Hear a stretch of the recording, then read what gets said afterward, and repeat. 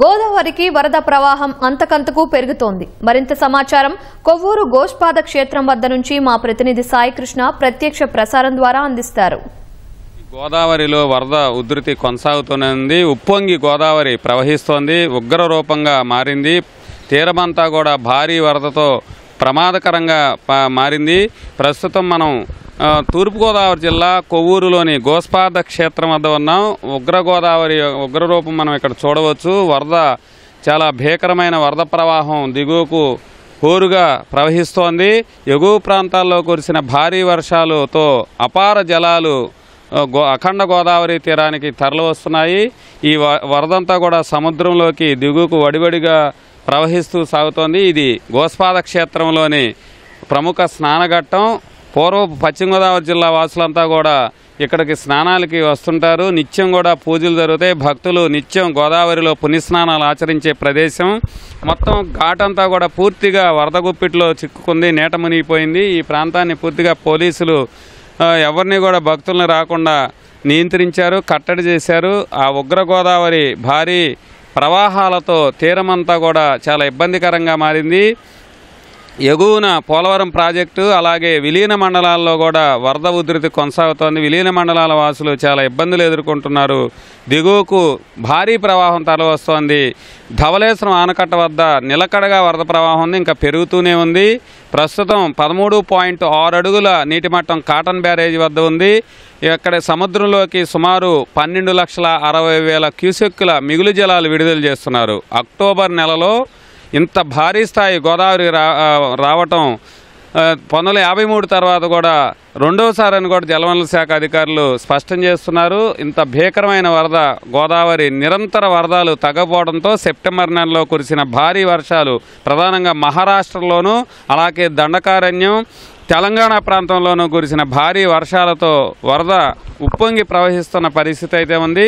దిగువన కోనసీమ ఇంకా పూర్తిగా వరద గుప్పిట్లో చిక్కుకుంది. వశిష్ట, వైనతేయ, గౌతమి గోదావరి తీరాలన్నీ కూడా చాలా భీకరమైన వరదతో ప్రమాదకరంగా మారాయి. పీగన్నవరం ఆక్విడక్ట్ వద్ద తాకుతూ గోదావరి ప్రవాహం పొంగి పొరలుతోంది.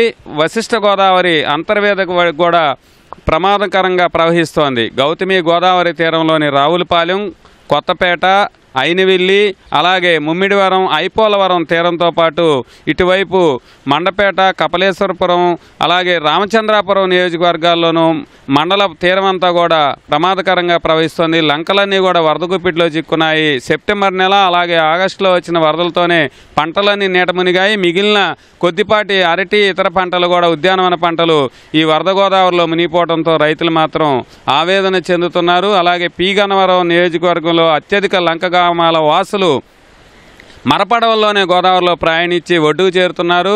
రాజోలు నియోజకవర్గంలోని మామిడికుదురు మండలంలోని అప్పన్పల్లి పరిసర ప్రాంతాలన్నీ కూడా వరద నీటిలో చిక్కున్నాయి. కాజ్వే నీట మునగటంతో మరో ప్రాంతం ప్రత్యామ్నాయ దారిలో వారంతా కూడా ప్రయాణిస్తుండటంతో ఇరుకైన మార్గంతో ట్రాఫిక్ కూడా తీవ్రమైన ఇబ్బందులు పడుతున్న పరిస్థితి ఉంది. ప్రస్తుతం అయితే గోదావరిలో వరద ఇంకా పెరుగుతూనే ఉంది. భద్రాచలం వద్ద నెమ్మదించిన ఆ వరదంతా కూడా ఇక్కడికి వచ్చి చేరటంతో ప్రస్తుతం ఇంకా ఇది రెండో ప్రమాద హెచ్చరిక కూడా చేరే అవకాశం ఉందని జలవనరుల శాఖల అధికారులు అంచనా వేస్తున్నారు. ధవళేశ్వరం ఆనకట్ట వద్ద ప్రస్తుతం అయితే 13.6 అడుగుల నీటి మట్టం ఉంది. 13.75 అడుగుల నీటి మట్టానికి చేరితే రెండో ప్రమాద హెచ్చరిక జారీ చేస్తారు.